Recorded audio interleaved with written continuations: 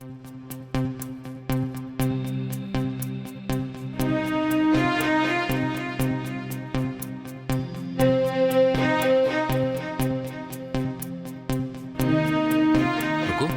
ம் கடைக்கு போயிட்டப்ப வந்து என்ன சைலண்டா நின்றுட்டு இருக்க? என்னதான் எதுவும் பேச முடியாம பண்ணிட்டீங்களே. என்னாச்சு ருக்கு? டிபார்ட்மெண்டல் ஷாப்ல பல்லவியை பார்த்தேன். பல்லவி கோவப்பட்டாங்களா?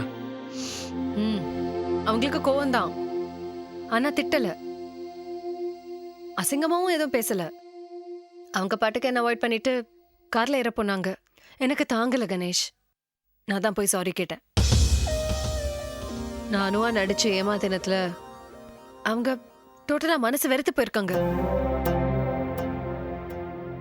நான் ஏன் இப்படி ஒரு முட்டாள்தனமான ஐடியாவுக்கு ஒத்துக்கிட்டேன்னு எனக்கே தெரியல. அதை நினைக்க நினைக்க எனக்கே ரொம்ப அசிங்கமா இருக்கு. I'm sorry Ganesh. நான் உங்க ஐடியாவை தப்பு சொல்லல. அன்னைக்கு நம்ம இருந்த சூழ்நிலையில நீங்க கொடுத்த ஐடியா நல்ல ஐடியா தான். பட் அனுவை என்கேஜ்மெண்ட்டுக்கு வர விடாம தடுக்க நம்ம எதுவுமே யோசிக்கல. அதுதான் நம்ம பண்ண பெரிய தப்பு.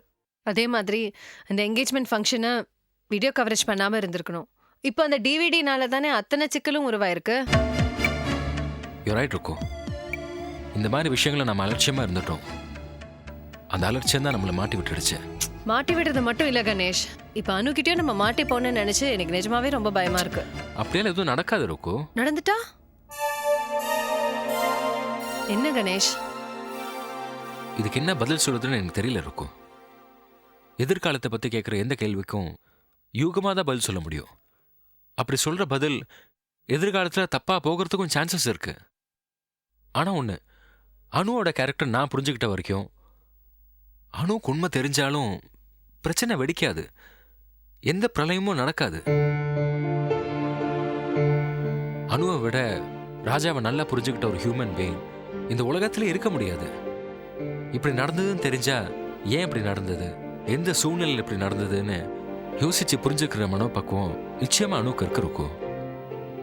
அண்ட் உண்மை தெரிஞ்ச அப்புறம் அனுவே பல்லவியை போய் சமாதானம் பண்ணவும் சான்சஸ் இருக்கும்.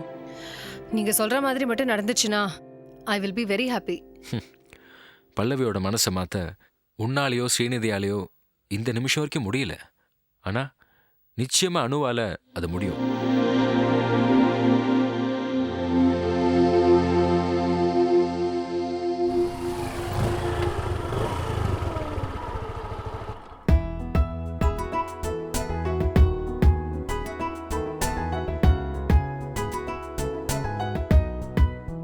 நிவேதா, என்னடா ஆச்சரியமா இருக்கு, இந்த டைம்க்கு வீட்டுக்கு வந்திருக்க?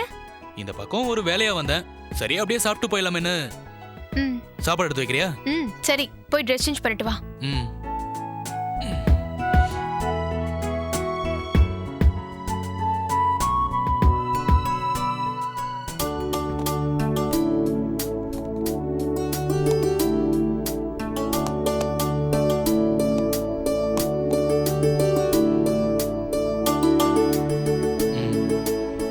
இன்னும் கொஞ்சம்.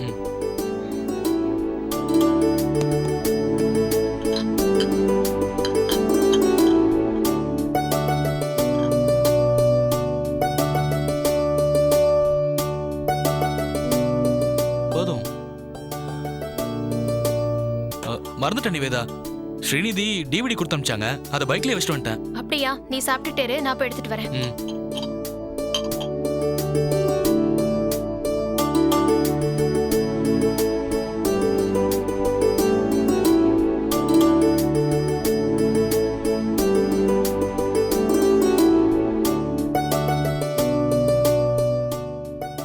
சந்தோஷ், எப்படா வந்த? இப்பதாம்மா. என்ன அதிசயம், நீ வழக்கமா வீட்டுக்கெல்லாம் வந்து சாப்பிட மாட்டேன், இன்னைக்கு என்ன ஸ்பெஷலா? ஒன்னும் இல்லம்மா, சும்மாதான். என்ன ஆபீஸ்ல எந்த வேலையும் இல்லையா? வேலை எதுவும் இல்ல. அப்படி இருந்தாலும் அத சுந்தர அங்கிளும் கணேஷ் பெரியப்பாவும் பாத்துப்பாங்க. டேய் என்னடா உனக்கு இந்த மாதிரி சொல்ல அசிங்கமா இல்ல?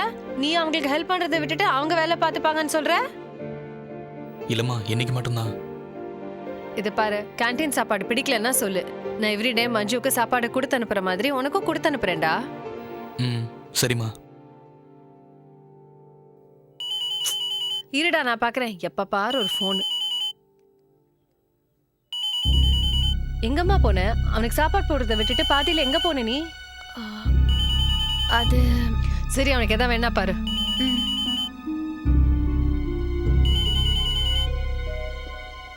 ஹலோ.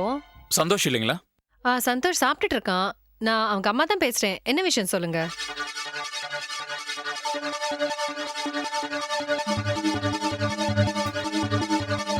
நியூ கிளைண்ட் ஒருத்தர் கார் வாங்குறேன்னு சொல்லியிருக்காரு. நான் அவரோட நேம் அண்ட் அட்ரஸ் மெசேஜ் பண்ணிடுறேன். சந்தோஷை போய் பார்ட்டி அட்டன் பண்ண சொல்லுங்க மேடம். என்ன என்ன சொல்றீங்க? காரா? ஆமா மேடம், சந்தோஷ் ஜாயின் பண்ணி 2 நாள்ல 2 கார் சேல்ஸ் பண்ணியிருக்காரு. ரொம்ப brilliant and sincere. Okay madam, Santhosh கிட்ட சொல்லிருங்க. சரி. வச்சிரு மேடம். ம்.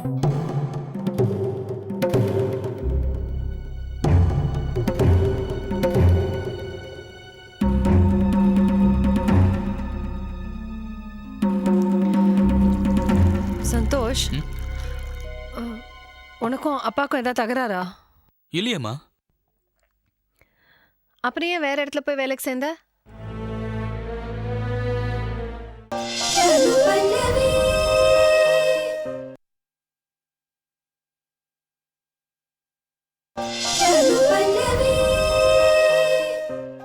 உனக்கும் அப்பாவுக்கும் ஏதாவது தகராறா? இல்லையம்மா. அப்புறம் ஏன் வேற இடத்துல போய் வேலைக்கு சேர்ந்த? அது வந்துமா, சொல்லு சந்தோஷ். அப்பாவுக்கும் எனக்கும் எந்த பிரச்சனையும் இல்லம்மா. கன்ஸ்ட்ரக்ஷன் பிசினஸை விட எனக்கு இந்த கார் சேல்ஸ் பிசினஸ் ரொம்ப பிடிச்சிருக்கு. அதுவும் இல்லாம அப்பாவோட சப்போர்ட்ல நிக்காம நான் என்னோட தனித்தன்மையில நின்னு ப்ரூவ் பண்ணி காட்டணும்னு நினைக்கிறேம்மா. இது தப்பாம்மா? சொல்லுமா. இல்ல, ஆனா அப்பாவுக்கு இந்த விஷயம் தெரியும்ல? தெரியுமா, அப்பாட்ட சொல்லிட்டேன். அம்மா நீயும் சாப்பிட. இல்ல வேணாம், எல்லாத்தையும் எடுத்து வச்சிடு. ஏய் நிவேதா, என்ன டிவிடி அது? அது வந்துமா, ஸ்ரீநிதி சொன்ன திகில் படமா? ஆம், ஏன் எல்லாரும் என்கிட்ட இருந்து இப்படி உண்மை மறைக்கிறீங்க? இல்லம்மா. சந்தோஷ் உண்மையை மறைக்கிறான், நீ உண்மையை மறைக்கிற. நான் உங்களுக்கு என்னடி குறை வச்சேன்? ஏன் எல்லாரும் என்கிட்ட இப்படி ஓப்பனா பேச மாட்டேங்கிறீங்க? அம்மா இல்லம்மா, இது ஸ்ரீநிதியோட நிச்சயதார்த்த டிவிடி. அது ஏன் என்கிட்ட சொல்லாம மறைச்சேன்? நான் மறைக்கலம்மா. நானே உன்கிட்ட சொல்லி கொடுக்கலான்னு தான் நினைச்சேன். அதுக்குள்ள நீ தான் அவசரப்பட்டு பேசிட்ட. சாரி சாரிம்மா, நான் ஏதோ குழப்பத்துல பேசிட்டேன். அதை எடுத்து வை, அப்புறம் பார்க்கலாம். ம்.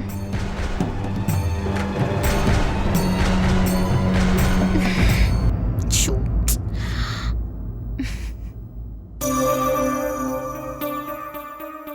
இருந்தாலும் நீ அம்மா கிட்ட இப்படி உளறி இருக்க கூடாதுக்கா.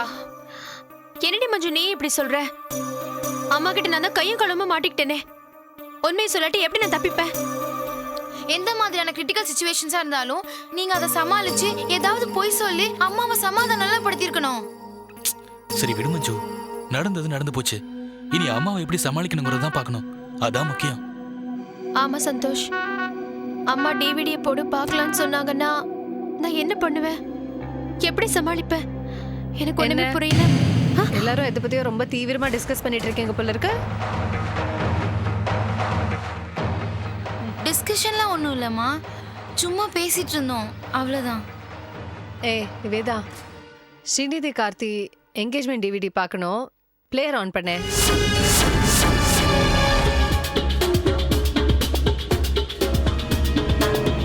என்ன நிவேதா?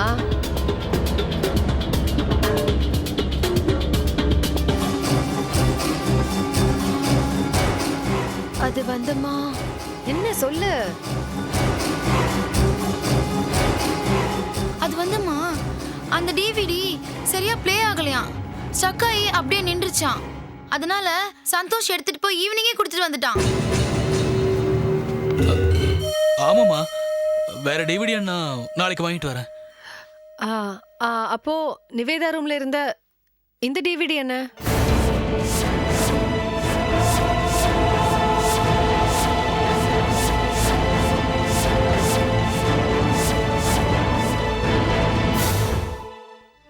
என்ன நிவேதா, இது என்ன டிவிடி? இதாம்மா ஸ்ரீநிதி என்கேஜ்மெண்ட் டிவிடி. ஏ சந்தோஷ், ஆ? ஈவினிங் வேற எந்த டிவிடி எடுத்துட்டு போய் கொடுத்த? ஐயோ, வேற ஏதோ டிவிடியை மாத்தி கொடுத்துட்டேன் போல இருக்கு. சரி இந்தா இது போடு. போடுறா.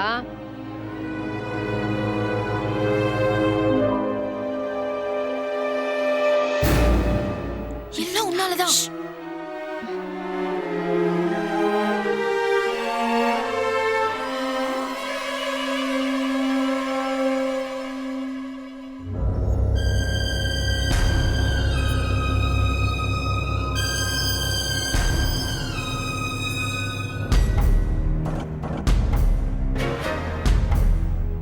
போடு சந்தோஷ்.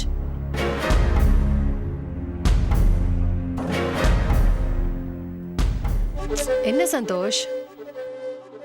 ஒன்றும் இல்லைம்மா.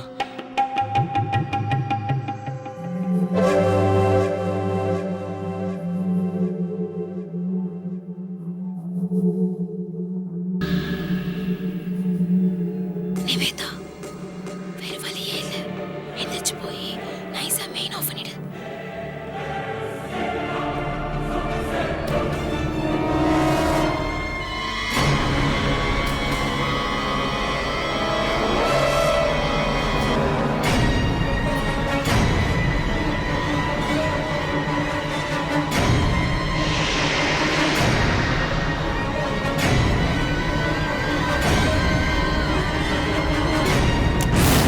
ஐயோ, என்ன கரண்ட் போச்சா?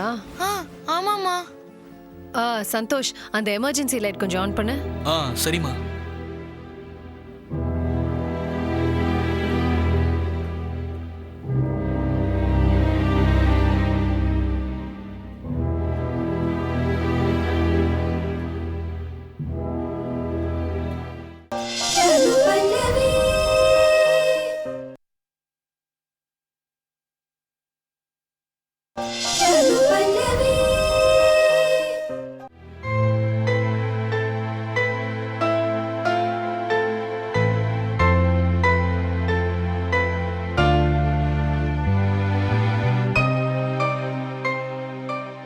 பிரியா, என்னாச்சு? ஏன் ஒரு மாதிரி உட்காந்துட்டு இருக்க?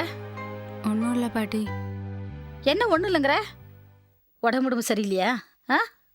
ஐயோ, என்னடி இது? உடம்பு நெருப்பா கொதிக்குது. லைட்டா ஃபீவரா இருக்கு பாட்டி. இது என்ன உனக்கு லைட் ஃபீவரா? என்ன பொண்ணு நீ? இவ்வளவு ஜுரம் அடிக்குது, வாயை திறந்து யார்கிட்டயும் சொல்லாம இருக்க?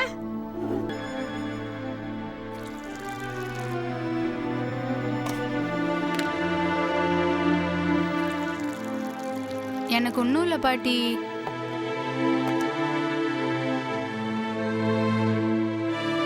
இந்த பிடி பிடி.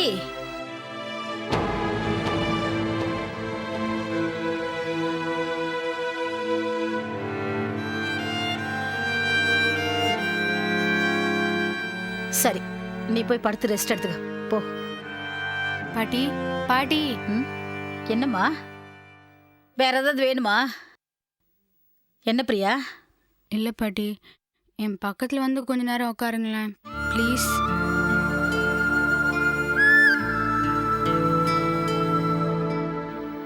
என்ன பிரியா? உன் மடியிலே நான் கொஞ்ச நேரம் படுத்துக்கிட்டோமா பாட்டி?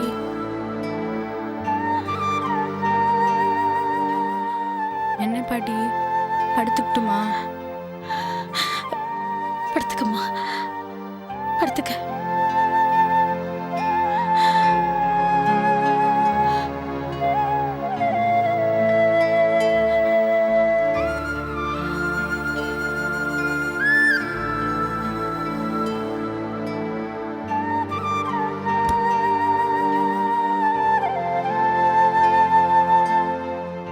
பிரியா,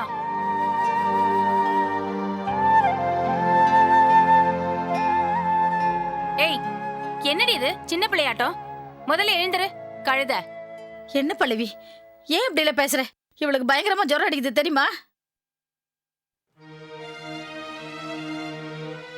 நீ படுத்துக்க. பரவாயில்ல பாட்டி. திருட்டுத்தனமா ஐஸ்கிரீம் போய் வாங்கி சாப்பிட்டுருப்பா. கிளைமேட்டே ஒரு மாதிரியா இருக்கு.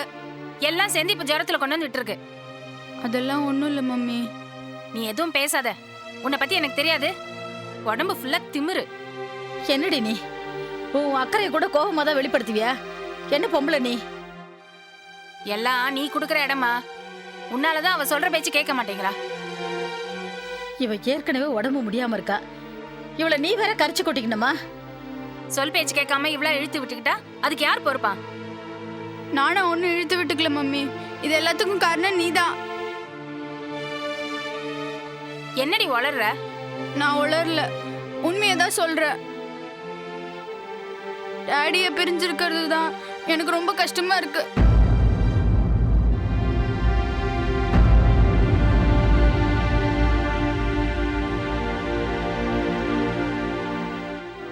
ஐஸ்கிரீம் சாப்பிட்டதுனால எனக்கு ஃபீவர் வரல. டாடியை நினைச்சும் இந்த ஃபேமிலியை நினைச்சும் அழுதுதான் எனக்கு ஃபீவர் வந்துச்சு. இதெல்லாம் உனக்கு புரியாது மம்மி. ஏன்னா டாடி செஞ்ச தப்பு தான் உங்க கண்ணுக்கு தெரியுதே தவிர உங்க கோவத்தாலையும் பழி வாங்குற குணத்தாலையும் நாங்க இங்க நிம்மதியும் சந்தோஷத்தையும் இழந்துட்டு இருக்கோம். அது உங்களுக்கு தெரியல. உங்களுக்கு உங்க லைஃப் தான் முக்கியம், எங்க லைஃப் முக்கியம் கிடையாது. இதெல்லாம் யோசிச்சு அழுதுதான் எனக்கு ஃபீவரே வந்துச்சு. போதுமா மம்மி? பேசிட்டியா? பேசி முடிச்சிட்டியா? ஏண்டி, என் லைஃப் தான் முக்கியம்னு நான் நினைச்சிருந்தா என்னைக்கும் இந்த உலகத்தை விட்டு நான் போயிருப்பேன். நான் அப்படி பண்ணாம இருக்கிறதுக்கு காரணம் உங்க லைஃப் முக்கியம்னு நினைச்சுதாண்டி. போடி, எப்பவும் உன் கூடவே இருக்கிற நான் உனக்கு பெருசா படல, எப்போ ஒரு தடவை வந்து உன்னை பார்த்துட்டு போற உங்க டாடி உனக்கு பெருசா போயிட்டார்ல. சந்தோஷமா இருக்குடி, ரொம்ப சந்தோஷமா இருக்கு.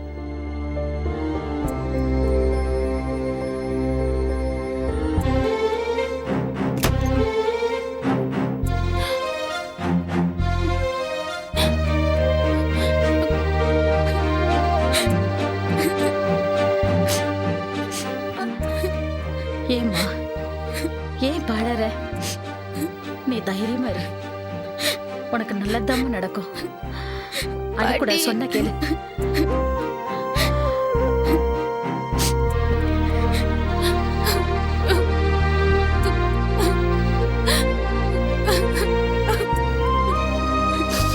அழாதன்னு சொல்றேன்ல, அழக்கூடாது.